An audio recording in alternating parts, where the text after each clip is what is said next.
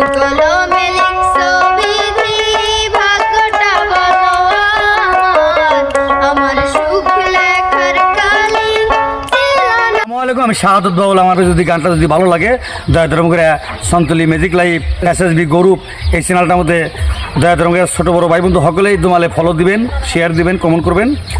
এই মতো গান 3 বেলা গান পাওয়া যাবেন। ধন্যবাদ।